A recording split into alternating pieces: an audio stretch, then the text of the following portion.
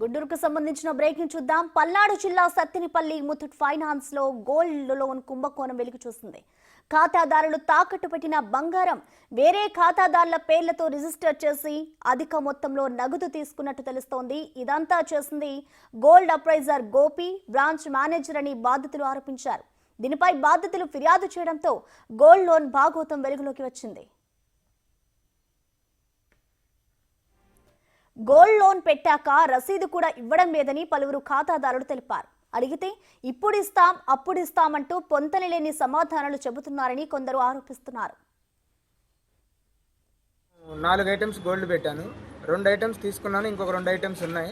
ఆ 2 ఐటమ్స్ తాలూకు 1,60,000 కట్టాలి. 1,60,000కు బదులు వీళ్ళు 2,80,000 అడుగుతున్నారు. నాకు తగిన న్యాయం చేయండి. ముత్తూట్ ఫైనాన్స్లో అడుగుతుంటే మేనేజర్ గారు కరెక్ట్గా రెస్పాండ్ అవ్వట్లేదు. చాలా దూరం మాట్లాడుతున్నారు, చాలా వ్యవహారం చేసుకోమంటున్నారు. అయినా కూడా నేను సానుకూలంగా 3 రోజుల నుంచి అడుగుతున్నాను. ఈ గొలుసు 1,40,000కు మొన్న పెట్టాను, 15,000 రూపాయలు ఒక్క నెలకి ఎక్స్ట్రా తీసుకున్నారు. ముత్తూట్ ఫైనాన్స్లో ఉన్న 2 వస్తువుల్లో ఒక వస్తువు నా అకౌంట్లో ఉంది, ఒక వస్తువు వేరే వాళ్ళ అకౌంట్లో ఉంది. నేను పెట్టింది 19వ తారీఖు 4వ నెల 2024, కానీ వేరే వాళ్ళ అకౌంట్లో ఉన్నది మాత్రం 9వ నెల 26వ తారీఖు. ఆ రోజు నేను అసలు ముత్తూట్ ఫైనాన్స్కే రాలేదు. వీళ్ళు మాత్రం మొత్తం డబ్బులు కట్టి రిటర్న్ తీసుకెళ్ళమంటున్నారు. తీసుకోవడానికి వచ్చినప్పుడు ఆన్లైన్ పని చేయడం లేదని చెబుతూ తిప్పుకుంటున్నారని కస్టమర్లు చెబుతున్నారు. గట్టిగా నిలదీయడంతో అసలు మీ పేరు మీద గోల్డ్ రిజిస్టర్లో లేదని, వడ్డీ ఎక్కువ కట్టాలని పొంతనలేని సమాధానాలు చెబుతున్నారంటున్నారు బాధితులు. ఈ వ్యవహారంపై అధికారులు స్పందించి న్యాయం చేయాలని బాధితులు కోరుతున్నారు. దీనిపై మరింత సమాచారాన్ని మా ప్రతినిధి సాయి శంకర్ అందిస్తారు. సాయి శంకర్, చెప్పండి, ఈ గోల్డ్ కుంభకోణానికి సంబంధించిన డీటెయిల్స్ ఏంటి? అసలు ఎంతమంది బాధితులు ఈ స్కామ్ లో ఇరుక్కున్నారు? దీనికి సంబంధించి బాధితులు పోలీసులకు కంప్లైంట్ చేశారా సాయి శంకర్? ప్రధానంగా నర్సరాపేట ముత్తూట్ ఫైనాన్స్కు సంబంధించినటువంటి ఆకడాలు ఏవైతే బయటకు వచ్చినటువంటి పరిస్థితి ఉందనే విధంగా చెప్పచ్చు. ముత్తూట్ ఫైనాన్స్లో గోల్డ్ తాకట్టు పెట్టుకొని డబ్బులు తీసుకునేటటువంటి చాలామంది ఉంటారు. అలాంటి వాళ్ళలో కొంతమందికి సంబంధించినటువంటి గోల్డ్ని వారికి సంబంధం లేకుండా, అంటే వీరు తీసుకునేటటువంటి అమౌంట్ ఫస్ట్ వీళ్ళు వెళ్ళిన తర్వాత కొంత అమౌంట్ ఇస్తారు.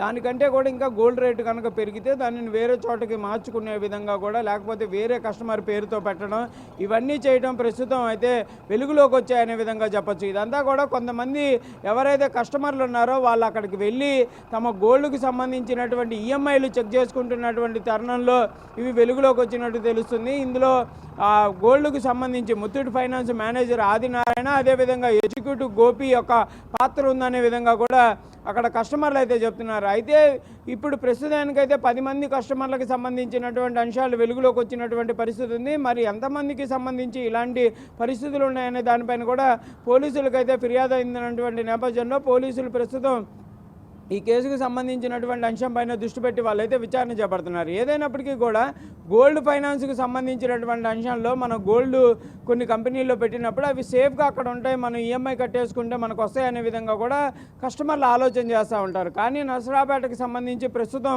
ముత్తూట్ ఫైనాన్స్కి సంబంధించినటువంటి అంశంలో వెలుగులోకి వచ్చినటువంటి సంఘటనలు పరిశీలిస్తే అసలు కస్టమర్లకు సంబంధం లేదు, కస్టమర్లు పెట్టినటువంటి పేరు లేదు, ఆ డేటు కూడా సంబంధం లేనటువంటి డేట్లలో పెట్టడం జరిగింది. అయితే వీళ్ళందరూ కూడా కొంతమంది వెళ్ళి గట్టిగా అడిగితే మాత్రం వాళ్ళు మీరు కట్టాల్సిన దానికంటే చాలా ఎక్కువగా ఉంది, ఎందుకంటే వాటికి ఛార్జెస్ పడ్డాయి, అవి పడ్డాయి, ఇవి పడ్డాయి అనే విధంగా చెప్తున్నారు అనే విధంగా కూడా కస్టమర్లు చెప్తున్నారు. దాంతోపాటు కంపల్సరీగా గోల్డ్ని మనం కనుక ఎక్కడన్నా తాకట్టు పెడితే కంపల్సరీగా మనకు రిసిప్ట్ ఇవ్వాలి. ఎంత గోల్డ్ పెట్టాము, ఎంత అమౌంట్ తీసుకోవడం జరిగింది, దానికి ఎంత వడ్డీ అవుతుంది, ఎన్ని నెలల్లో దాన్ని పూర్తి చేయాలనే విధంగా కూడా ఇవ్వాల్సినటువంటి పరిస్థితులు ఉంటాయి. కానీ నర్సరాపేట ముత్తూట్ ఫైనాన్స్కి సంబంధించినటువంటి వాళ్ళు మాత్రం ఎక్కడా కూడా రిసిప్ట్లు అయితే ఇస్తున్నటువంటి పరిస్థితి లేదనే విధంగా చెప్తున్నారు.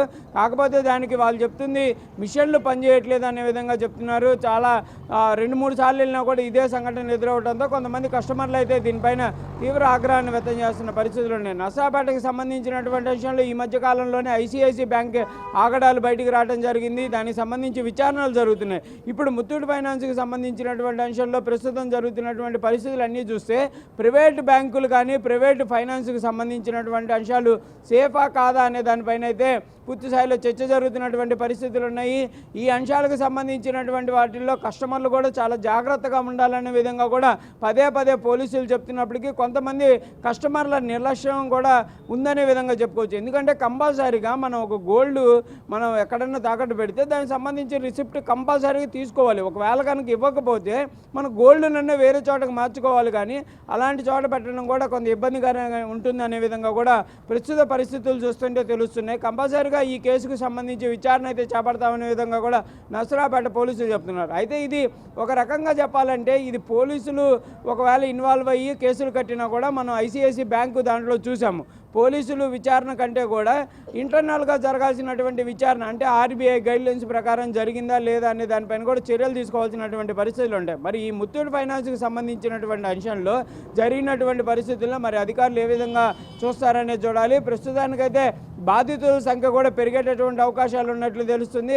అసలు ఆ గోల్డ్ని వీళ్ళు ఏ విధంగా ట్రాన్స్ఫర్ చేయగలిగారు అంటే వాళ్ళ దగ్గర సైన్లు తీసుకోవడం జరిగిందా లేకపోతే ఏ విధంగా మాఫీ చేశారనే దానికి సంబంధించి కూడా చూడాల్సినటువంటి పరిస్థితి ఉంది. ఏదైనప్పటికీ మాత్రం గోల్డ్ సంబంధించి ముత్తూట్ ఫైనాన్స్ చేసినటువంటి మాఫియా అనేది వెలుగులోకి రావడంతో పట్టణంలోని మరికొంతమంది కస్టమర్లు ఎవరైతే ఆ ముత్తూట్ ఫైనాన్స్లో గోల్డ్ తాకట్టు పెట్టారో వాళ్ళందరూ కూడా యాక్టివ్ అవుతున్నటువంటి పరిస్థితులు ఉన్నాయి. చూడాలి మరి ఎంతమంది బయటకు వస్తారు. ఈ కేసులో నిజంగానే మేనేజర్ పాత్ర వరకే ఆగిపోయిందా లేకపోతే నిజంగానే కంపెనీనే ఇలాంటి పరిస్థితుల్లో ఉందా అనే దానిపైన కూడా తెలియాల్సినటువంటి పరిస్థితులు అయితే కనిపిస్తున్నాయి. Thank you Sai Shankar.